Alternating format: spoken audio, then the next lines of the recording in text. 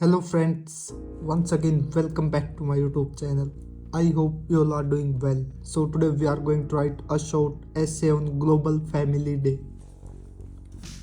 Global Family Day is celebrated every year on 1st January. It is also known as World Peace and Sharing Day.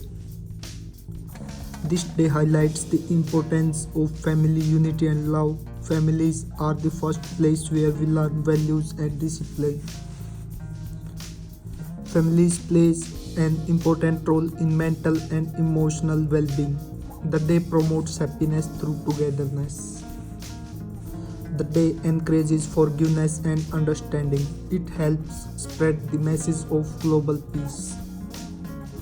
The day inspires sharing and helping one another. It emphasizes solving problems through love, not violence. The day reminds us to care for elders and support children. Families teach us cooperation and respect for others. Thanks for watching my video. Please like, share and subscribe. Thank you.